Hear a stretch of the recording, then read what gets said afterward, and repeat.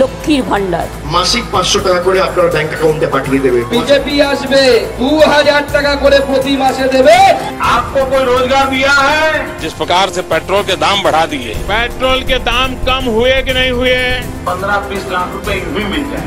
ये भाषण देने का एक तरीका है, एक जुमला। তৃণমূলের পথ দেখানোই পথে হাঁটছে এবার রাজ্য বিজেপি। আমরা দেখেছি যে তৃণমূলের একাধিক নেতা মন্ত্রী রাজ্যসভা সংসদ সবাই চলে গেছে বিজেপিতে। বিজেপি থেকে যাওয়া আবার ফিরেও এসছে, বিজেপির পুরানো কর্মীরাও ফিরে এসছে, সে বিষয়ে আমি যাচ্ছি না। এবারে যেটা উঠে আসছে, বিজেপি ক্ষমতায় এলে মহিলাদের সুবিধা করে দেবেন। কি সুবিধা করে দেবেন বলছেন ডক্টর সুকান্ত মজুমদার, অর্থাৎ বিজেপির সভাপতি। লক্ষ্মীর ভান্ডারে রাজ্যের মুখ্যমন্ত্রী মমতা বন্দ্যোপাধ্যায় দিচ্ছেন 500 টাকা করে। এই 500 টাকায় কি হয়? 500 টাকা তো এমনিতেই শেষ হয়ে যায়। বলছেন ডক্টর সুকান্ত মজুমদার, আমরা ক্ষমতায় এলে 2000 টাকা করে দেবো লক্ষ্মীর ভান্ডার। 500 টাকায় সংসার চলে? আরে বিজেপি আসবে 2000 টাকা করে প্রতি মাসে দেবে।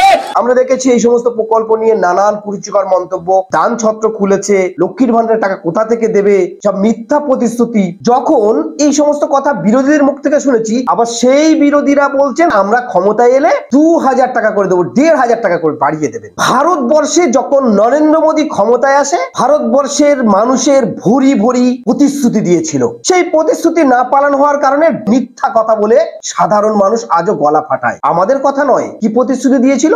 নরেন্দ্র মোদী বলেছিল বছরে 2 কোটি বেকারের চাকরি দেওয়ার কথা। সাধারণ মানুষ প্রশ্ন করছে কোথায় গেল 2 কোটি চাকরি? বলেছিলেন প্রতিটি মানুষের অ্যাকাউন্টে 15 লক্ষ করে টাকা দেবে বিজেপি ক্ষমতা এলে। গলা বাজিয়ে দেশের প্রধানমন্ত্রী, বর্তমানে তিনি আছেন, তিনি বলেছেন পেট্রোলের দাম এতটাই কমে যাবে যে 50 টাকা নিচেও হয়ে যেতে পারে। ভারতবর্ষের অর্থনীতি এতটাই চাঙ্গা করবে, হয়তো ডলার হেরে যাবে। कि हमारी चोरी किया हुआ पैसा वापस आना चाहिए कि नहीं आना चाहिए?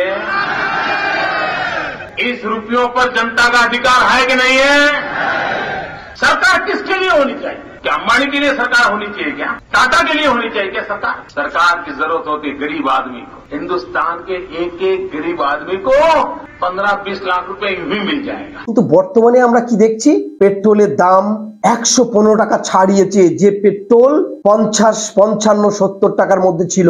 पेट्रोल के दाम कम हुए कि नहीं हुए? डीजल के दाम कम हुए कि नहीं हुए?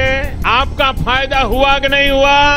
अगर मोदी का नसीब देश की जनता के काम आता है तो इससे बढ़िया नसीब की बात क्या होती है भाई? সরিষার তেল, সেই সরিষার তেল বর্তমানে এসে দাঁড়িয়েছে 180 টাকা। ডাল 130 টাকা থেকে 150 টাকা। মানুষ অস্থির হয়ে পড়ছেন, কাজ নেই, কোটি কোটি মানুষ কাজ হারিয়েছেন লকডাউনে। 700 টাকার যে গ্যাস, বর্তমানে সেটা এসে দাঁড়িয়েছে 1200 টাকায়। মানুষের রান্নাঘরেও টান পড়ছে। অনেক প্রতিশ্রুতি দেখেছে মানুষ। ভারত স্বাধীনের পরে যতগুলো দেশে প্রধানমন্ত্রী হয়েছে, সব থেকে বেশি ডলারের থেকে টাকার দাম পড়েছে এই প্রধানমন্ত্রীর আমলে। প্রতিশ্রুতির বন্যা হয়েই চলেছে। हिंदुस्तान के एक एक गरीब आदमी को 15-20 लाख रुपए भी मिल जाएगा। देखिए ये जुमला है, ये भाषण देने का एक तरीका है, एक जुमला।